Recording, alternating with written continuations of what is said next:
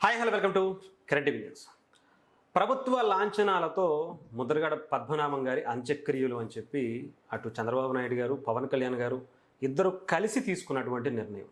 ఈరోజు Janasena party office నుంచి పవన్ కళ్యాణ్ గారి దగ్గర నుంచి ప్రత్యేకంగా ఒక లెటర్ అయితే రిలీజ్ చేశారు. ఇంతకు ముందే చంద్రబాబు నాయుడు గారితో, ఆంధ్రప్రదేశ్ ముఖ్యమంత్రి చంద్రబాబు నాయుడు గారితో ఉప ముఖ్యమంత్రి పవన్ కళ్యాణ్ గారు మాట్లాడడం జరిగింది. అంత్యక్రియలకు ప్రభుత్వ లాంఛనాలతో జరిపించాలని పవన్ కళ్యాణ్ గారు చంద్రబాబు నాయుడు గారిని కోరారు. వెంటనే ఆ కార్యక్రమాలు కూడా చేస్తున్నటువంటి పరిస్థితి. అంటే శత్రువుని కూడా ఎలా ఆఖరి ఘడియల్లో కూటమి ప్రభుత్వం ముఖ్యంగా పవన్ కళ్యాణ్ గారు చూస్తున్నారు అనేది ఇక్కడ ప్రధానంగా చూసుకోవచ్చు. దీని మీద మాట్లాడడానికి మనతో పాటు మన సీనియర్ జర్నలిస్ట్ కిరణ్ గారు ఉన్నారు. నమస్తే. నమస్తే. ముద్రగడ గారి అంత్యక్రియలు ప్రభుత్వ లాంఛనాలతో అంటే ఆయన పరిస్థితి మనం చూసాం. ఇద్దరు కూడా ఎలా పవన్ కళ్యాణ్ గారిని ఓడించాలని ఆయన పేరు మార్చుకోవటం ఇవన్నీ కూడా చూసాం. ఎలా అనిపిస్తుంది? గొప్ప నిర్ణయం అనుకుంటున్నా, చాలా గొప్ప నిర్ణయం. పవన్ కళ్యాణ్ గారు ఏంటో ప్రతిసారి మళ్ళీ నిరూపించక్కర్లా.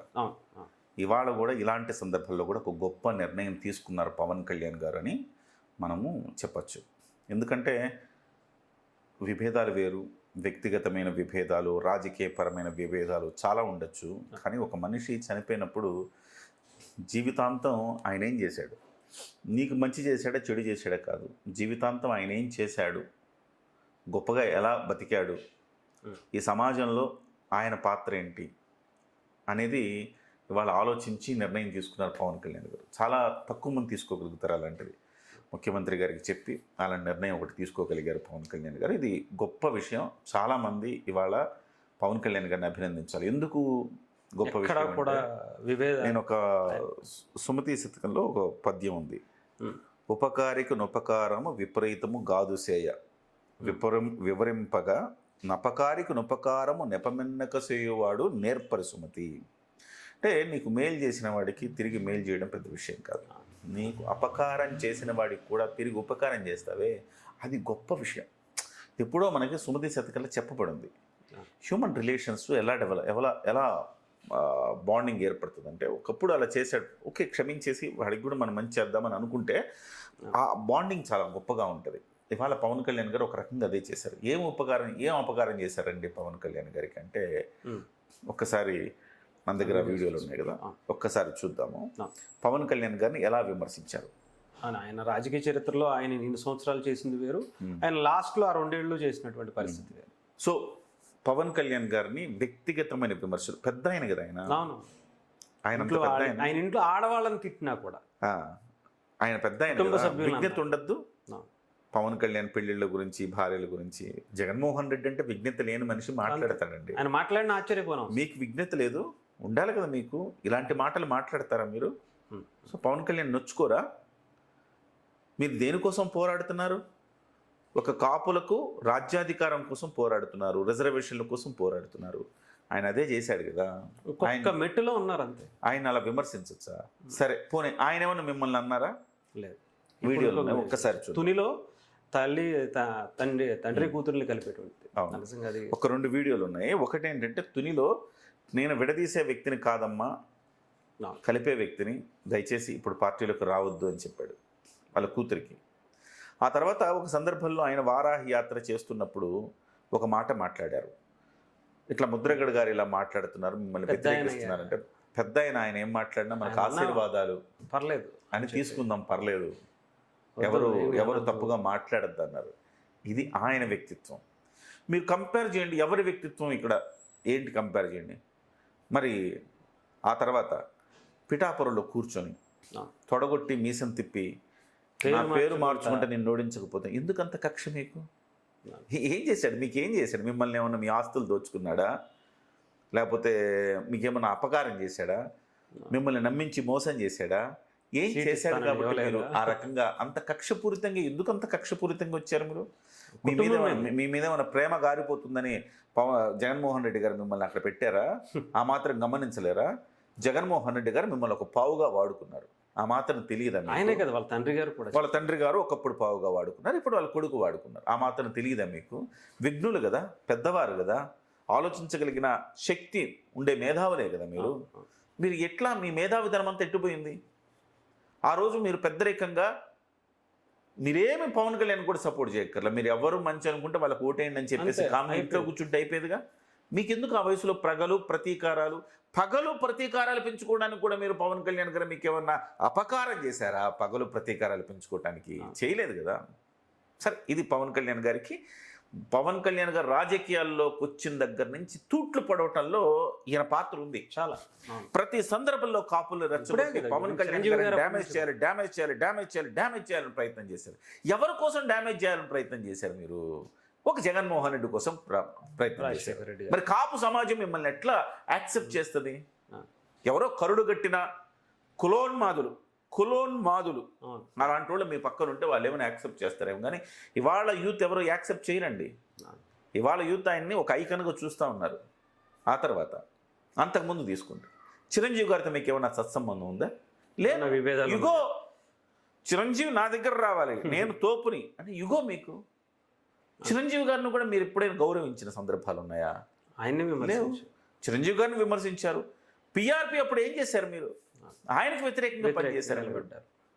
అంటే ఇదే వంగగీత గారికి ఆపోజిట్ నిలబడ్డారు. అంటే మీరు ఏం చేశారు? మీరు ఇప్పుడు కాపులు అని మాట్లాడతారు కదా. నేను చాలా మందికి చెప్తున్నా, చాలా మంది విమర్శిస్తారు కావచ్చు. చనిపోయినప్పుడు ఎందుకండి విమర్శలు అని కొంతమంది మనకు కూడా అంటున్నారు కదా. చనిపోయినప్పుడు ఎందుకు విమర్శలు?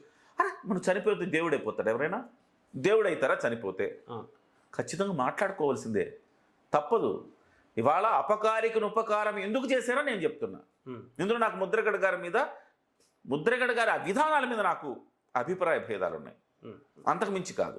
ఆయన వ్యక్తిగతంగా చాలా గొప్పోడు, మంచోడు, చాలా నిజాయితీగా. ఆయన అవినీతి మకిలి అంటని మనిషి. ఆయన డెఫినెట్గా గౌరవిస్తాం. అలాంటి రాజకీయ నాయకులు వాళ్ళు ఎవరున్నారు? దుర్బిణి వేసి వెతికినా కనపడరు. ఆయన సొంత ఆస్తులు తగలెట్టుకున్నారు తప్ప ఆయన ఎవరు ఒక్క రూపాయి ఒక్కళ్ళ సొమ్ము తిని అరగడు. ఆయన ఇంటికి వచ్చిన ప్రతి ఒక్కరికి ఆయన ఏదో ఒక రకంగా తిండి పెట్టి, చివరికి ఆయన మంత్రిగా ఉన్నప్పుడు నన్ను ఫేవర్స్ అడగడానికి కాపులు వస్తారేమో, కాపులకు ప్రవేశం లేదని పెట్టిన వ్యక్తి. దాన్ని నేను పాజిటివ్గా కూడా తీసుకుంటున్నా. ఎందుకంటే కాపులు వచ్చి ఏదో ఒక ఫేవర్ అడుగుతారు, ఈ ఫేవర్ నేను చేయలేను, నేను మంత్రిగా నిఖార్సుగా పనిచేయాలి కాబట్టి నేను ఫేవర్స్ ఎవరికి చేయలేను అని నిలబడ్డాడని నేను దాన్ని తీసుకుంటా. కాపులకు ప్రవేశం లేదు అంటే కూడా తీసుకుంటా నేను. ఎందుకంటే ఆయన అంత నిఖార్సుగా పనిచేశాడు, గొప్పోడు, గొప్ప వ్యక్తిత్వం. అంటే గొప్ప హాస్పిటాలిటీ ఇస్తారు. ఎవరి ఇంటికి వెళ్ళినా చిన్న పెద్ద అనేది లేకుండా వాళ్ళకి ఆయన స్వయంగా వడ్డిస్తాడు. అంత గొప్ప వ్యక్తి. ఎన్ని ఒకవైపు నాణ్యానికి రెండు వైపులు ఉంటాయి.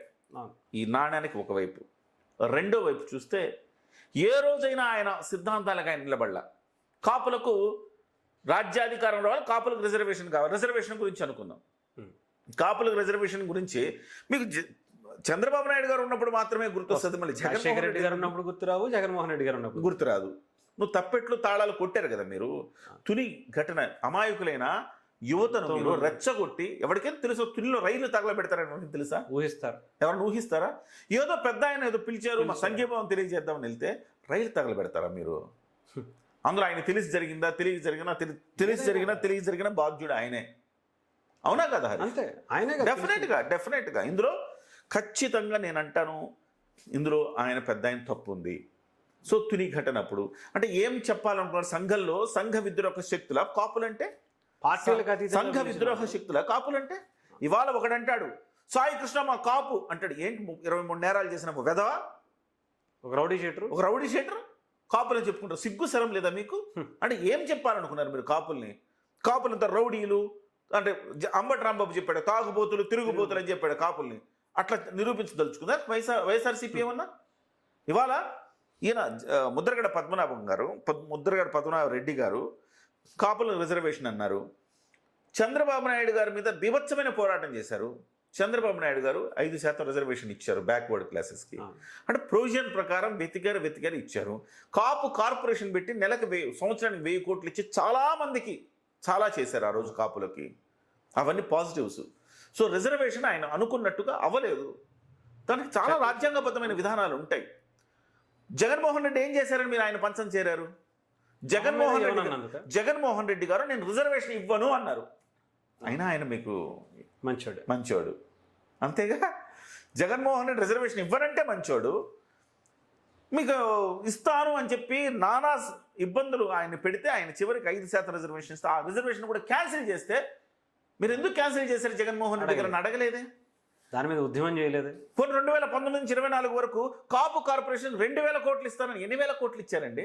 ఏమైనా అడిగారు ఎప్పుడైనా? ఏమైనా తప్పెట్లు తాళాలు కొట్టారు ఎప్పుడైనా? ఏమి ఈరోజు యువతకు గుర్తురాదా ఇవన్నీ? మీరు రాజకీయానికి మీ యొక్క స్వలాభానికి మీరు కులాన్ని ఎలా వాడారో ఎవరికి తెలియదు.